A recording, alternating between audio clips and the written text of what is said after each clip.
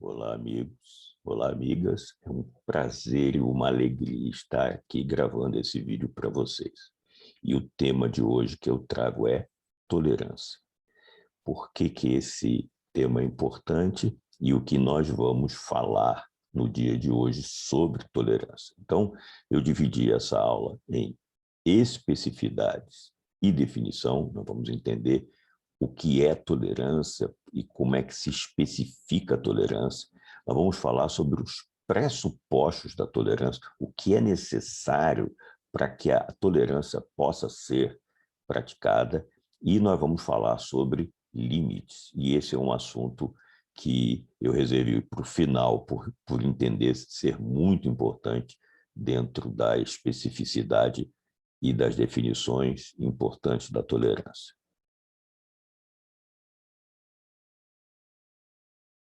Então, o que nós vamos ver agora? O que é tolerância? Tolerância é uma virtude moral em que racionalmente escolhemos nos tornar indulgentes, condescendentes, complacentes em relação a uma manifestação com a qual não aprovamos ou não concordamos. Observe, então, que nós estamos falando de um movimento racional, né? Um movimento racional, onde nós fazemos escolhas. E isso é uma questão importante nós observarmos. Por quê? Porque, né? Porque, como qualquer virtude moral, a tolerância tem como referência o como o indivíduo deveria se comportar. Quando se fala de moralidade, a moralidade não estuda nem como o indivíduo se comportou e muito menos por que se comportou como se comportou. Isso é estudado em outras questões da psicologia, né? A moralidade estuda como o indivíduo deveria se comportar. Por exemplo, vamos pensar numa vaga para idoso, né? Num shopping, num supermercado. Não nos interessa por que o indivíduo estacionou naquela vaga não sendo idoso.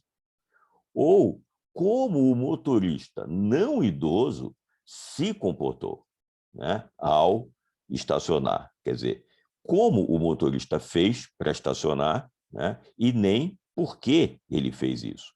O que é que nos interessa estudar dentro da moralidade? É como um motorista não idoso deveria se comportar diante de uma vaga para idosos.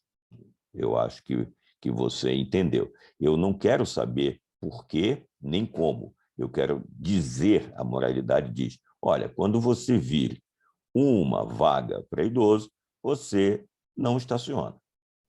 Ah, mas vai ser um instantinho, por alguns minutos. Não estacione, porque isso já está combinado dentro da lei da moralidade. Então,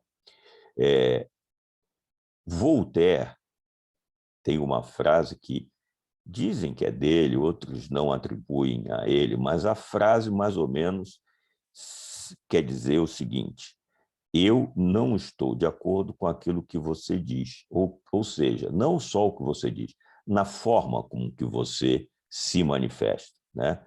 Mas eu lutarei até o fim para que vos seja possível dizê-lo. O que Voltaire, ou a frase atribuída a Voltaire, quer dizer? Que você é tolerante. E é exatamente isso. Você racionalmente, você segura a sua insatisfação e passa não a concordar, mas não se revoltar diante de alguma coisa que te incomoda. E a tolerância tem várias aplicações, como nós vamos ver. Mas Voltaire coloca a tolerância como sendo isso, né? Algo que alguém se manifesta, existe uma manifestação, um comportamento, e esse comportamento não te agrada, mas assim mesmo você racionalmente se coloca numa posição de passividade diante daquilo. Você convive com aquela situação. Kant, né, que é Immanuel Kant, que é um filósofo, talvez o mais importante filósofo ocidental, talvez até o segundo, porque muitos atribuem essa importância a Aristóteles, né? Kant tem um olhar para a questão da virtude moral, porque se nós estamos falando que tolerância é uma virtude moral, nós precisamos entender o que virtude moral significa.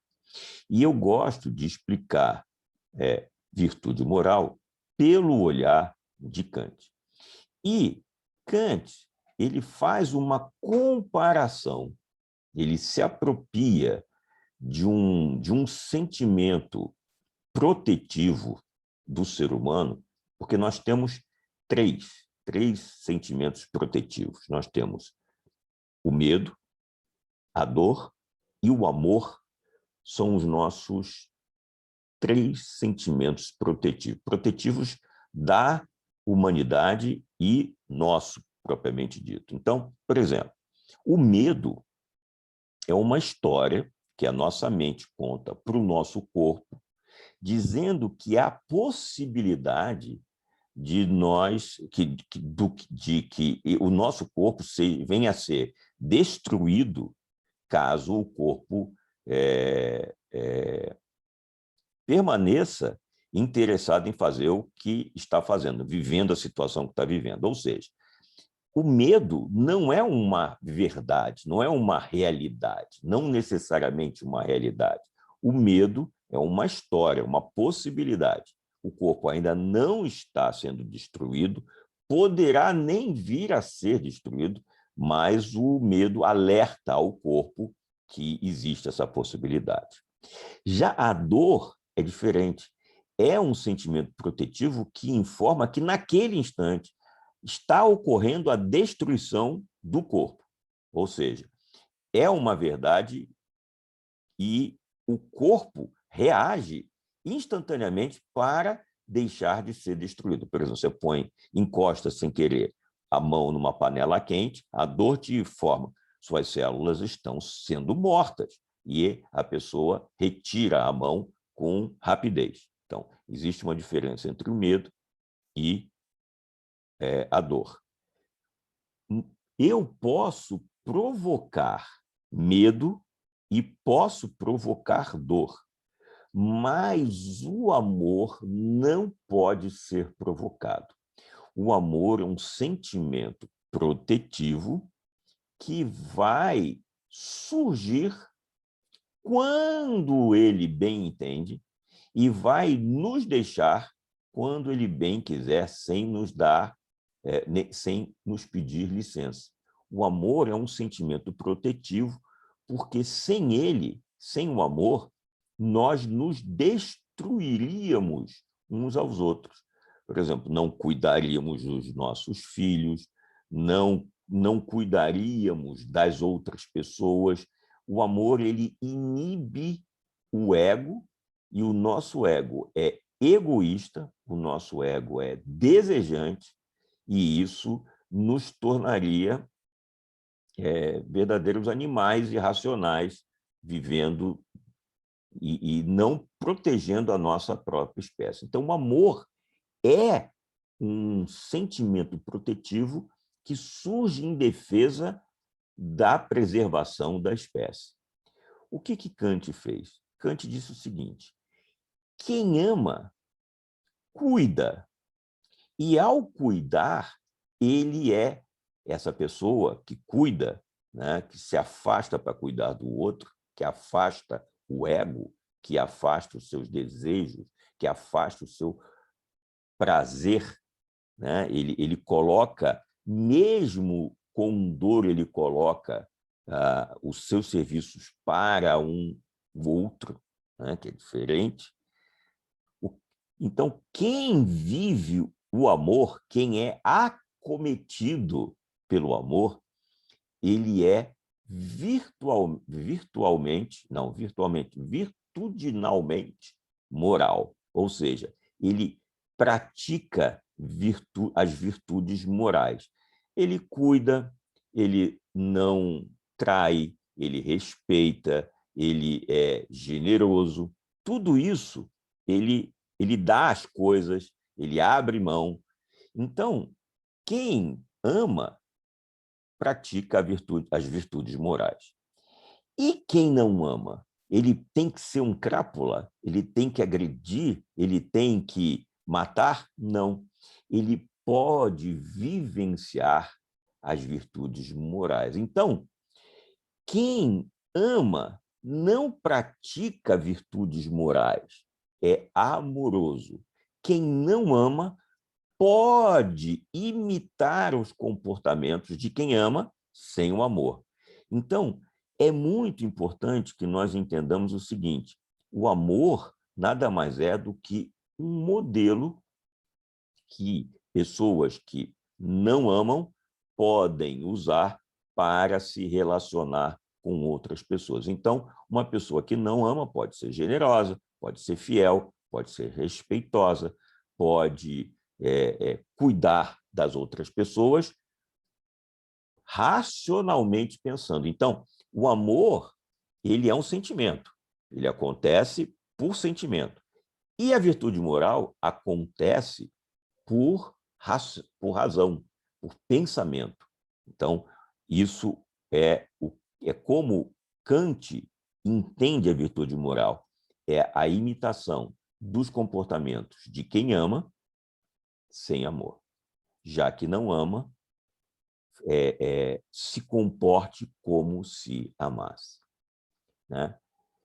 Uma outra figura que eu trago, que eu acho bastante relevante, né, é o conceito de tolerância em Habermas. A tolerância, diz Habermas, dialoga com aquilo que a psicologia chama de dissonância cognitiva. E o que é a dissonância cognitiva? Né? Toda vez que a gente se depara com uma situação que a gente não gosta, né, uma manifestação do mundo, não é só de pessoas, mas do mundo, de que a gente não gosta, a nossa tendência psicológica é nos afastar dessa manifestação. Por quê? Porque nós buscamos prazer e evitamos a dor, como qualquer outro animal. Não é? Nós buscamos o prazer e evitamos a dor. Quando nós nos deparamos com uma manifestação do mundo que nos agride, que nos tira o conforto e que nos causa dor, a nossa tendência instintiva é nos afastar disso. E nós vamos nos afastar fugindo ou lutando. Né? Então, essa é a questão da dissonância cognitiva. O princípio da dissonância cognitiva mostra que todos nós procuramos conviver com manifestações que se alinhem com o que nós acreditamos e evitemos manifestações que nos sejam contraditórias. Né? Então, qual é o conceito de tolerância em Habermas? Né? Apesar de instintivamente rechaçarmos as mensagens que nos desagradam, racionalmente nós refreamos essa tendência de agredir ou de fugir e passamos a escolher conviver com aquele ponto de vista, com aquela manifestação com a qual não concordamos, com a qual nos desagrada. Então, qual é a dica? Né? Dissonância cognitiva é um sentimento e a tolerância é razão. Né? Isso é muito importante. E existe essa frase que eu gosto muito, que diz o seguinte: só é livre aquele que faz o que não quer. Só é livre aquele que faz o que não quer. E isso é interessante? Porque se você... qualquer animal, uma girafa faz o que ela quer. Um hipopótamo faz o que ele quer. O que ele quer? Maximizar o prazer e fugir da dor. Então, qualquer animal, né, o teu cachorro, o teu gato, qualquer animal procura isso instintivamente. Então, só que esses animais eles não são livres. Eles são escravos deste sentimento, desse instinto. O homem não precisa fazer isso. Ele é o único animal que pode ser livre. E como é que nós sabemos que quando é que o homem é livre? Quando ele escolhe não fazer aquilo que ele gostaria de fazer. Por exemplo, eu estou fazendo dieta, eu quero emagrecer, eu quero comer bolo de chocolate, e eu escolho e eu não como o bolo de chocolate. Ou seja, neste momento em que eu escolhi não fazer o que eu quero, ou seja, eu não escolhi o prazer, eu consegui demonstrar o quanto eu sou livre, né? Isso é importante. Então,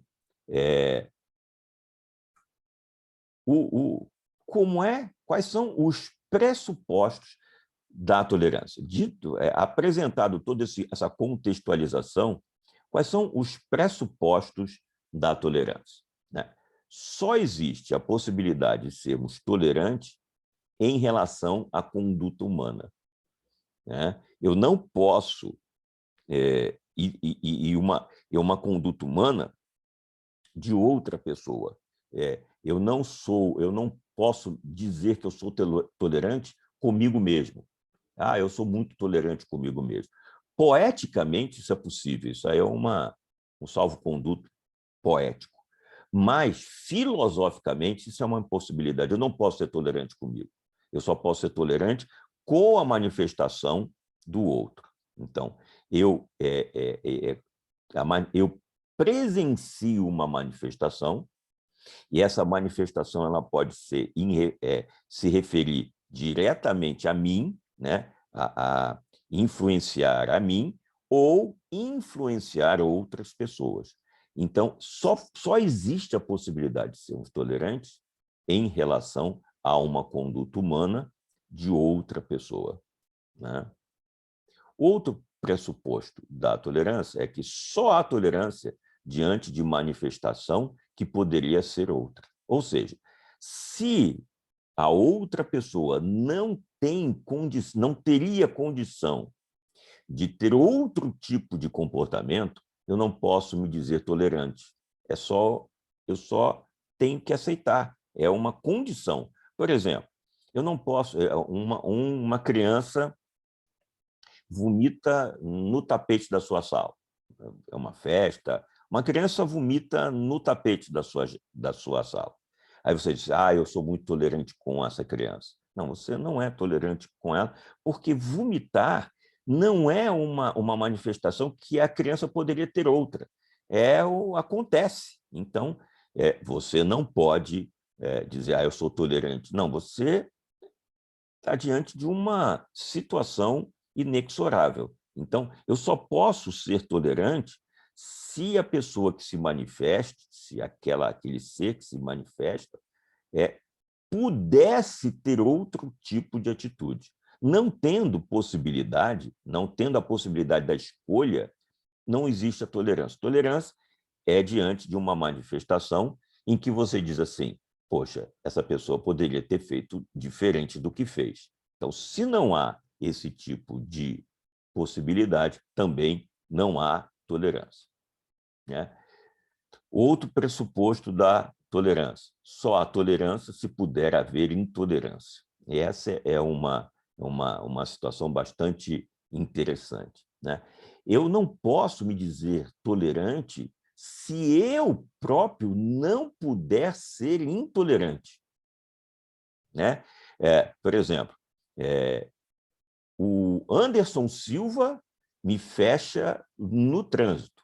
Eu saio do carro e ele sai do carro. Aí eu digo assim, Ah, Anderson Silva, eu vou ser muito tolerante com você, vou deixar passar isso. Você não está sendo tolerante, você está sendo complacente, né? Você tem que se conformar com a situação. Por quê? Porque mais tarde, em outro momento, nós vamos falar sobre poder. E eu já disse em outros vídeos, e falo nas minhas palestras e treinamentos, que nós somos categorizados dentro da nossa sociedade pela quantidade de poder que nós possuímos.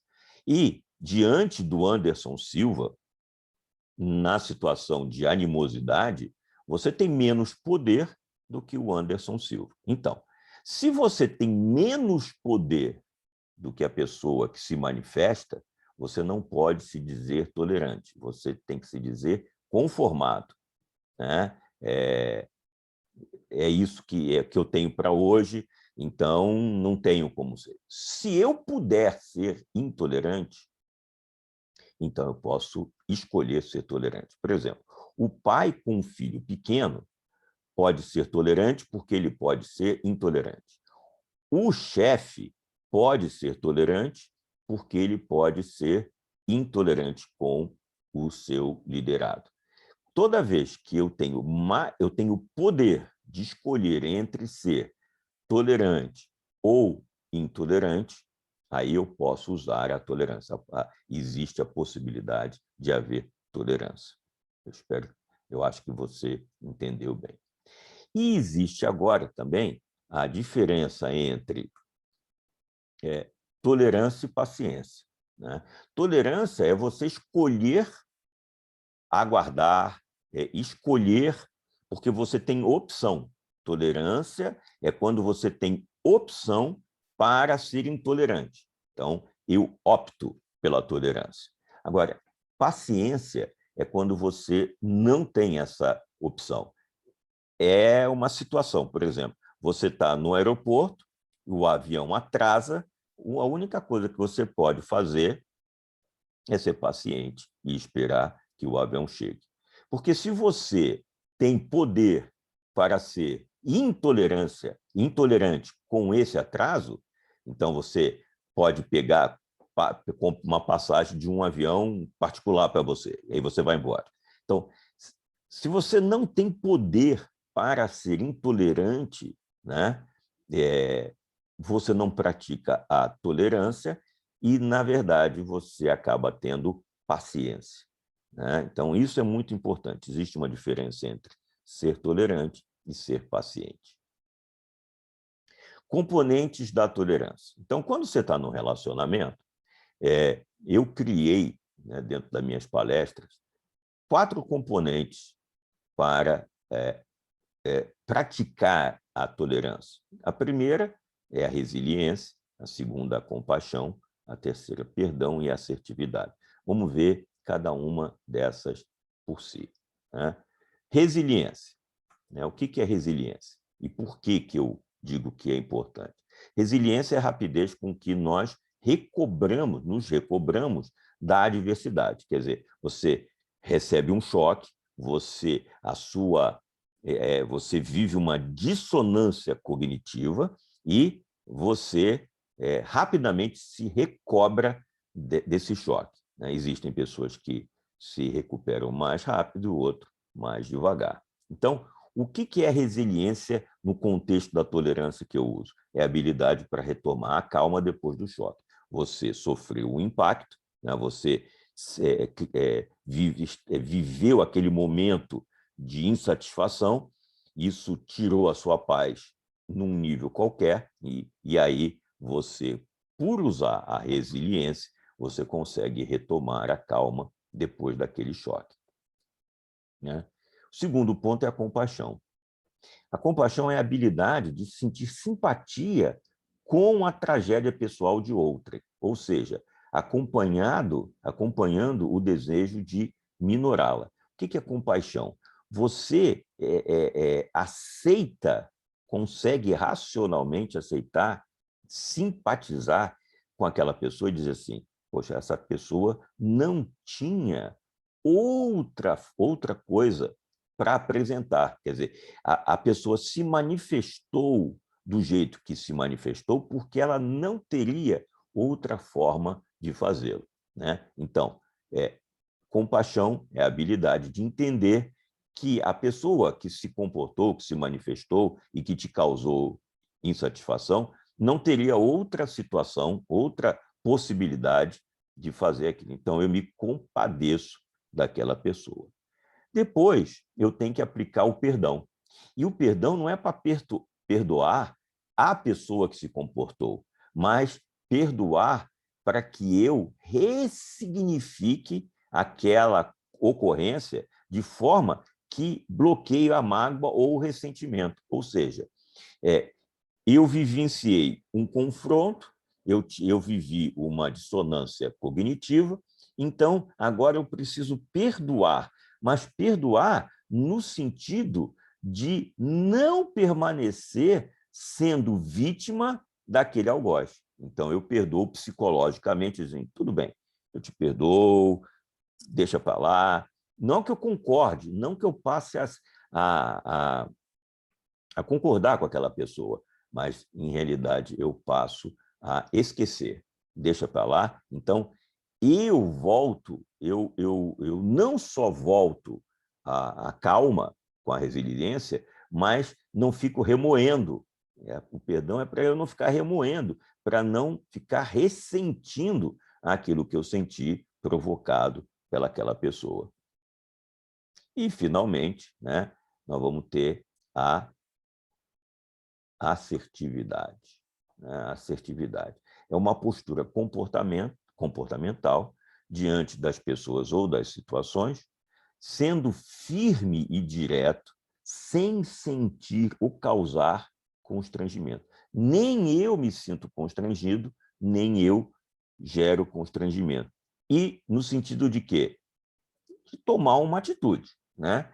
Eu estou sendo tolerante. Pode ser que, para aquela situação, para aquele episódio, eu possa tolerar o que está acontecendo, né?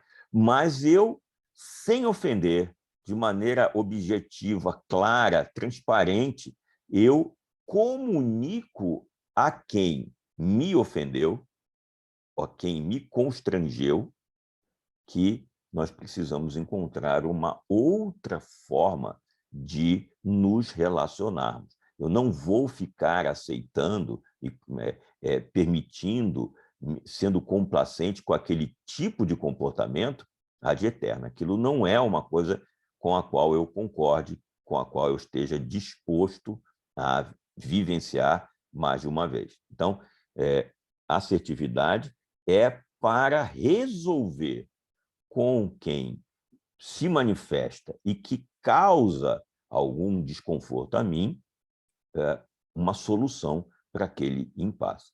Então, então, o que nós temos? Nós temos a resiliência para retomar a nossa calma depois do choque, a compaixão para entender psicologicamente que aquela pessoa, aquele ser, não teria outra forma de se manifestar, né? Depois eu vou me perdoar, para que eu não fique remoendo aquela sensação, né? Revivendo a sensação. E vou usar a assertividade para resolver aquela situação. Como na tolerância eu posso ser tolerante, como também posso ser intolerante, eu vou usar a assertividade para comunicar a minha insatisfação e dizer, eu não vou aceitar esse tipo de manifestação das próximas vezes. Nós precisamos encontrar uma forma de convivermos, né, pacificamente, harmonicamente. E essa frase, né, o seu direito acaba quando começa o meu, em ética e moral, essa frase não existe. O seu direito e o meu direito convivem harmonicamente o tempo todo. Por isso, é mais complexo do que dizer, olha, os incomodados que se mudem, o seu direito acaba quando começa o meu. Não. Em ética, eu preciso encontrar um meio termo. Ética e moral é como se fosse um cobertor curto. A gente tem que encontrar né? Eu não posso cobrir a cabeça e deixar os pés de fora, mas também não posso escolher só cobrir os pés e deixar o tronco e a cabeça descoberto. Eu preciso encontrar um jeito que a nossa relação fique coberta pelo que temos a oferecer, né? É o que nós temos, é esse cobertor. Então, nós precisamos encontrar uma forma de nos aquecermos, mutuamente com o que nós temos de recurso. Muito bom.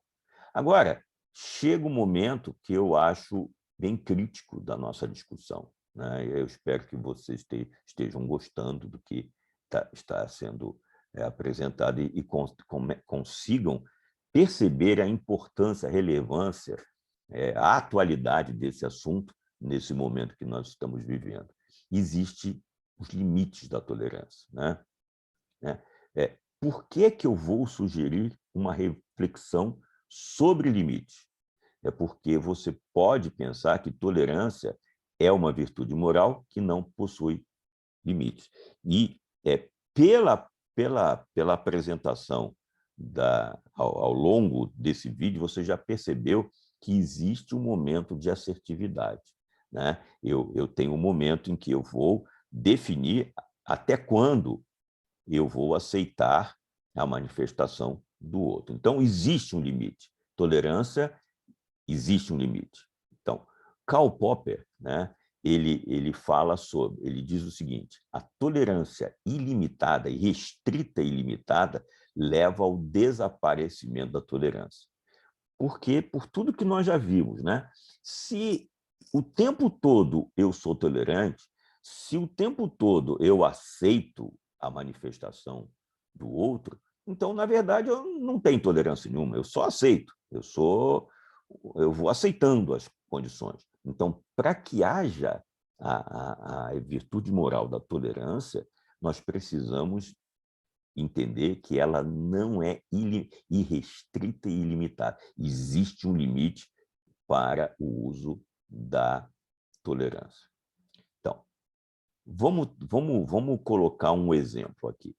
Você está andando na rua, olha para um beco e vê uma pessoa sendo estuprada. Qual é a coisa certa a fazer?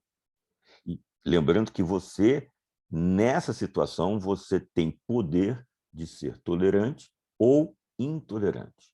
Então, vamos dizer assim, se você opta por ser tolerante, você pode dizer assim: o estuprador tem o direito de estuprar, né? Ele está no direito dele e eu, como uma pessoa tolerante, eu vou aceitar a manifestação daquela pessoa.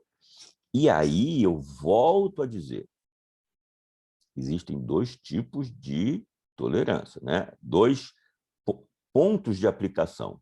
Você pode, a manifestação do outro pode ser direcionada a você, mas também pode ser direcionada a outras pessoas. E é muito importante que você pense: eu vou aceitar o que está fazendo comigo, eu vou aceitar o que estão fazendo com os outros, qual é a coisa certa a fazer, né? Eu vou usar o perdão, a assertividade, a tolerância. O que eu vou fazer? Vou deixar a coisa acontecer porque ele tem o direito de fazer isso, né? Então,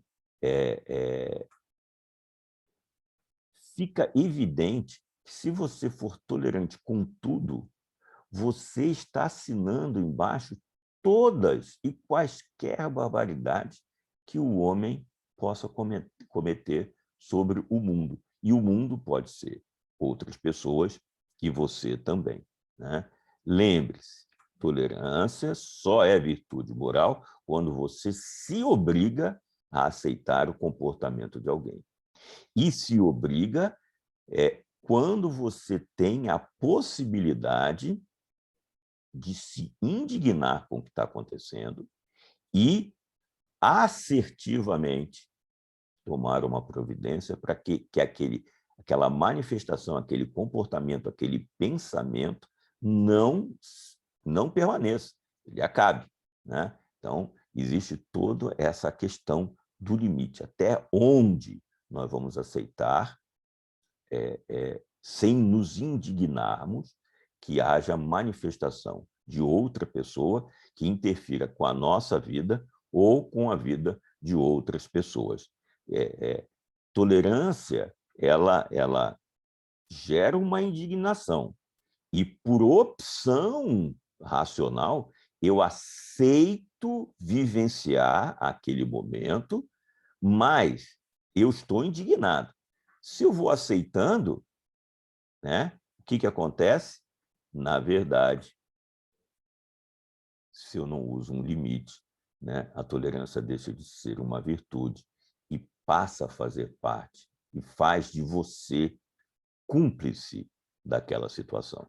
Então, se você vê a manifestação de pessoas que agridem a moral, a ética, que agride o que você crê ser o certo, o justo, né, e você nada faz para impedir, isso não é tolerância, isso é cumplicidade. Então, a tolerância fora dos limites é imoral. Então, é o que eu tinha para falar para vocês no dia de hoje. Então, esse foi o que eu tinha para apresentar para vocês no dia de hoje. Eu espero que vocês tenham gostado. Se gostaram, se foi útil, eu gostaria que vocês compartilhassem esse vídeo, né? E, principalmente, se inscrevessem no meu canal, para que o canal ganhe em relevância e chegue essa mensagem, as mensagens que eu posto no canal, cheguem a mais pessoas. Foi um prazer e uma alegria estar com você gravando o vídeo no dia de hoje. Muita paz e um forte abraço. Tchau.